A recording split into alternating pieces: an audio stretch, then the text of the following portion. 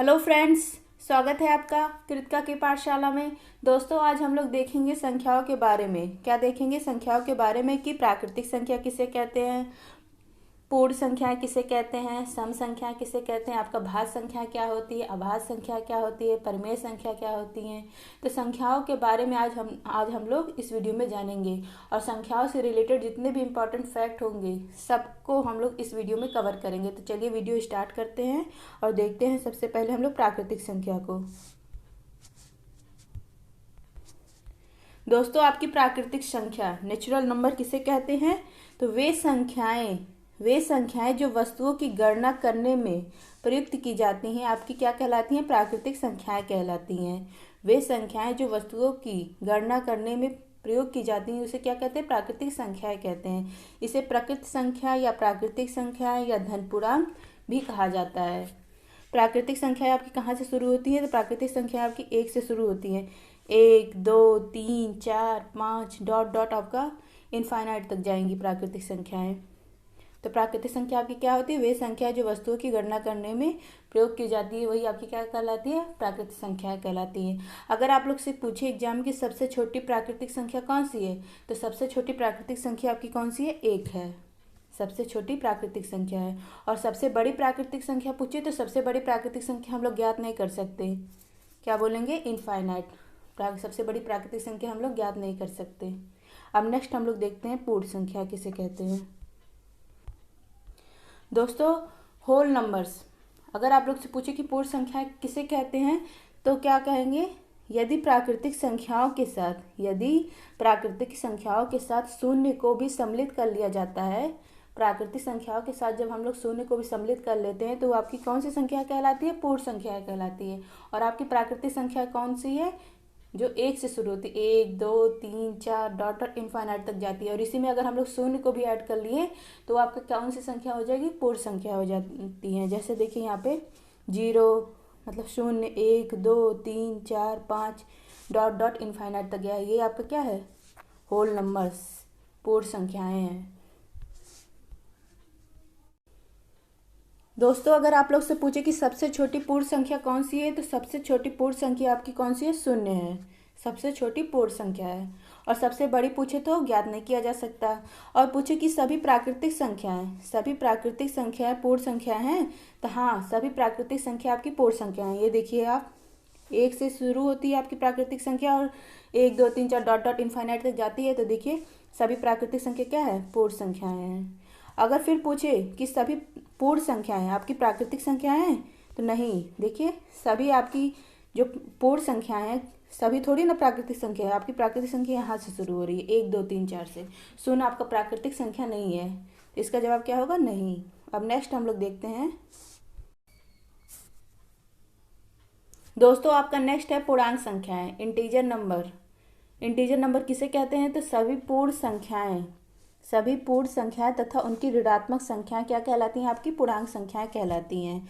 पूर्ण संख्याएं आपकी कौन सी थी? 0 था, 1, 2, 3, 4, 5 डॉट डॉट इनफाइनाइट तक। ये कौन कौन सी संख्या थी? पूर्ण संख्या थी।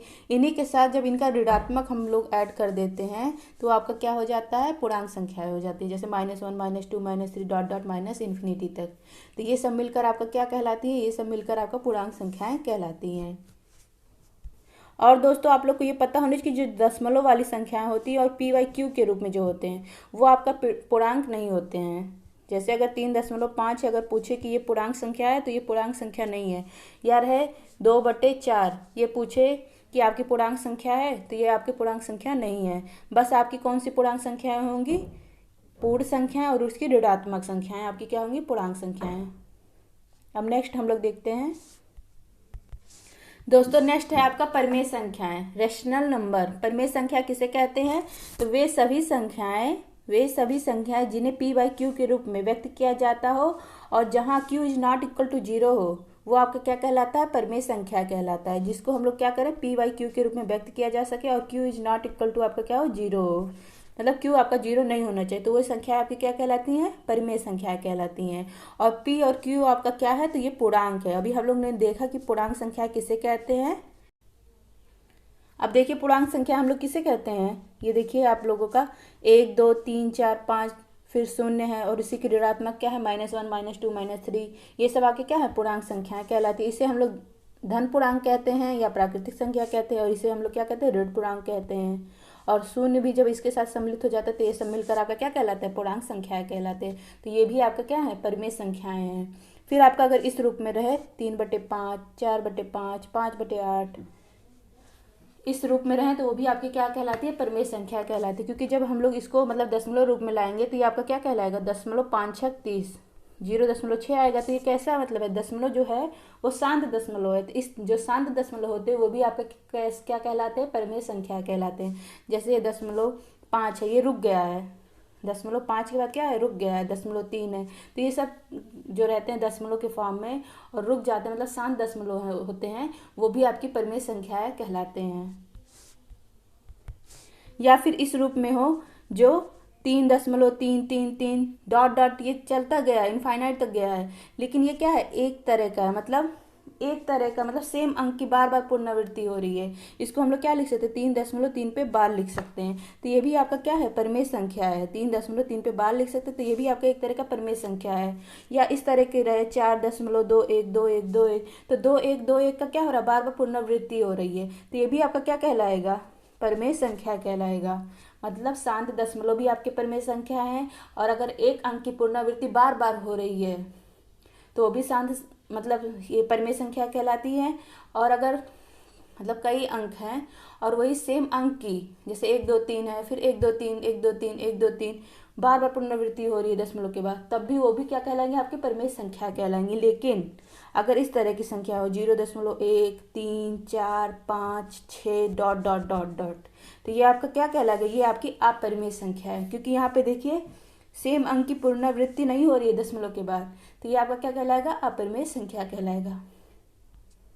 अब नेक्स्ट हम लोग अपरिमेय संख्या ही देखेंगे।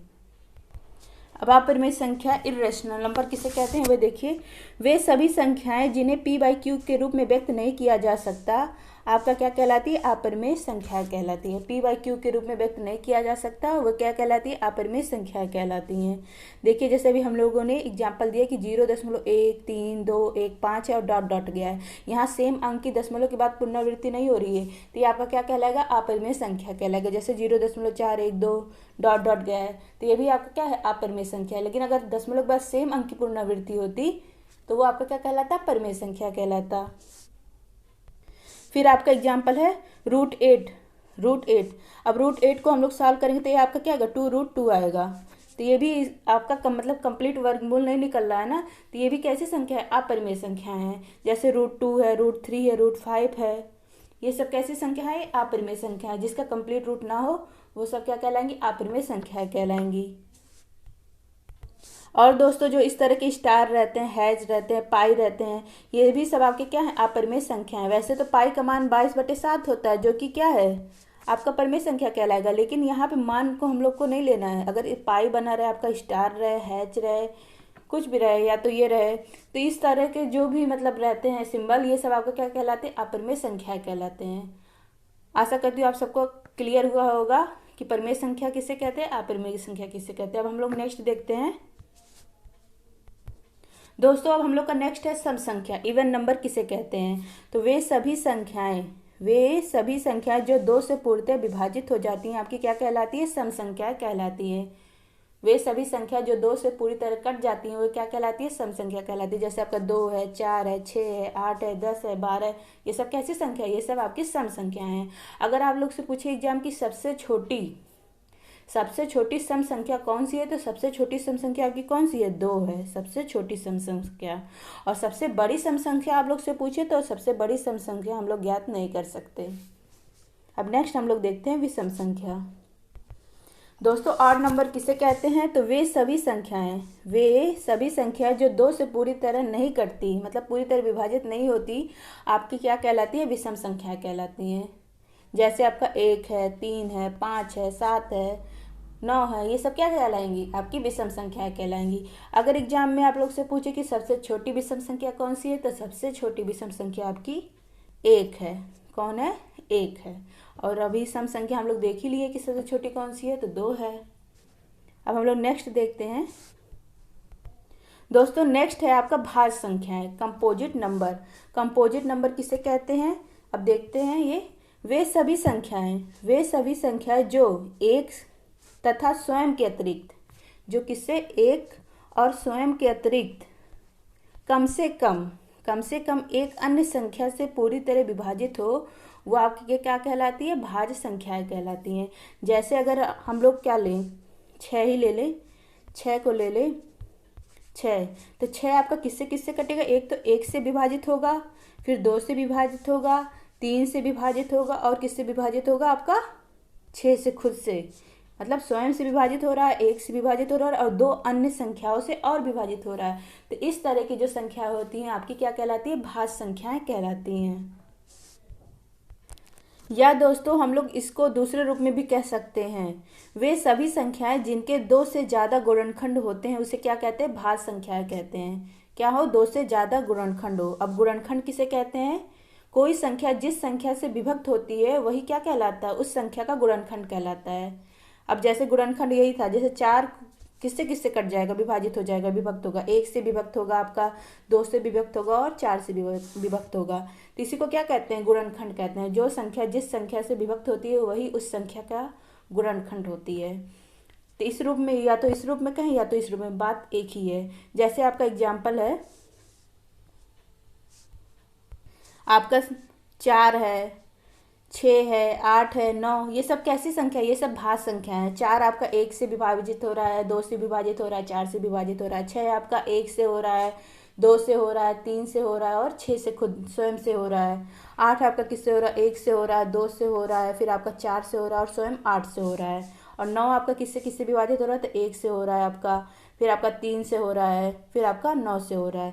तो ऐसी संख्या आपकी क्या कहलाती है, भाज्य संख्या, जो 1 से कटे, स्वयं से कटे, और कम से कम एक अन्य संख्या से कटे, तो आपकी क्या कहलाती है, भाज्य संख्याएं कहलाती हैं। अगर एग्जाम में आप लोग से पूछे कि सबसे छोटी भाज्य संख्या कौन सी है, तो सबसे छोटी भाज्य संख्या आपकी 4 है। कौन सी है, 4 है। और ये भी आप लोग को पता होना चाहिए कि जो भाज्य संख्याएं होती हैं, भाज्य हो चाहे अभाज्य हो, ये दोनों आपकी सम और विषम दोनों होती है। मतलब सम संख्या भी होती है और विषम संख्या भी होती है, भाज्य और अभाज्य दोनों। जैसे यहाँ पे देखिए, भाज्य में आपका 9 क्या है, एक विषम संख्या है, और 4 क्या है, सम संख्या है। तो भाज्य संख्या आपकी सम और विषम दोनों होती है, ये भी आप लोग याद रखिएगा। फिर दोस्तों आपका नेक्स्ट आता है अभाज्य संख्याएं, प्राइम नंबर। तो प्राइम नंबर किसे कहते हैं, वे सभी संख्याएं जो एक तथा स्वयं के अतिरिक्त किसी अन्य संख्या से पूरी तरह विभाजित नहीं होती हैं, आपकी क्या कहलाती है, अभाज्य संख्या कहलाती है। जो 1 से विभाजित हो और किससे विभाजित हो, स्वयं से विभाजित हो, वो संख्याएं आपकी क्या कहलाती हैं, अभाज्य संख्या कहलाती हैं। जैसे आपका क्या है, 3 है, 3 किससे किससे कटेगा, आपका 1 से कटेगा, और किससे कटेगा, स्वयं से कटेगा, और किसी अन्य संख्या से नहीं कटेगा। तो ऐसी संख्या आपकी अभाज्य संख्या कहलाती है। या दोस्तों कह लें, वे सभी संख्याएं जिनके 2 गुणनखंड होते हैं, कितने गुणनखंड, 2 गुणनखंड होते हैं, उन्हें अभाज्य संख्या कहलाते हैं। अब देखिए, जैसे एग्जाम्पल है आपका 2 है, फिर आपका 3, 5, 7, 11, ये सब कैसी संख्या है, ये सब अभाज्य संख्या है, क्योंकि ये 1 से कटेंगी और स्वयं से कटेंगे और किसी अन्य संख्या से नहीं कटेंगी। तो ये सब कैसी संख्या है, अभाज्य संख्या है। अगर आप लोग से एग्जाम में पूछे कि सबसे छोटी अभाज्य संख्या कौन सी है, तो सबसे छोटी अभाज्य संख्या आपकी 2 है।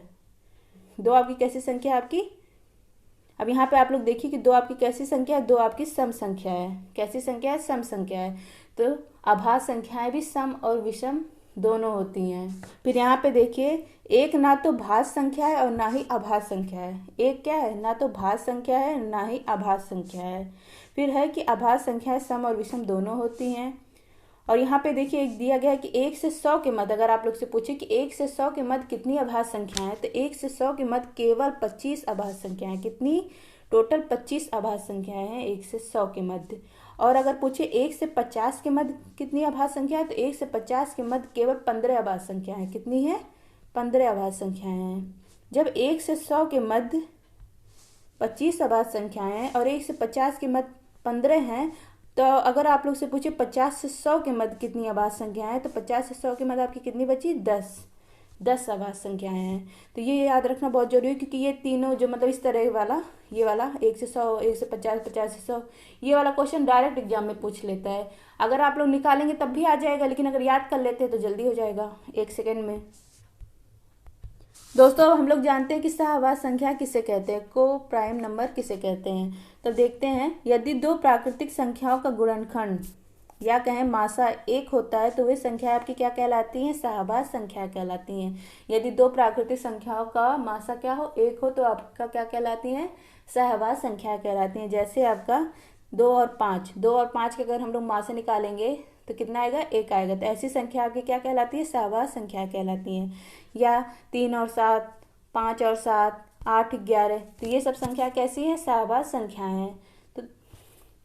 तो दोस्तों हम लोगों ने आज की इस वीडियो में देखा संख्याओं के बारे में। अब हम लोग नेक्स्ट वीडियो में देखेंगे संख्याओं से रिलेटेड जितने भी इंपॉर्टेंट मतलब क्वेश्चन बनते हैं एग्जाम में, उसको देखेंगे। तो आशा करती हूँ आप सबको ये वीडियो बहुत पसंद आया होगा। अगर वीडियो पसंद आया हो तो वीडियो को लाइक करें, चैनल को सब्सक्राइब करें और अपने दोस्तों को भी ज़रूर शेयर करें। अंत तक देखने के लिए आप सबका बहुत बहुत धन्यवाद। मिलते हैं नेक्स्ट वीडियो में।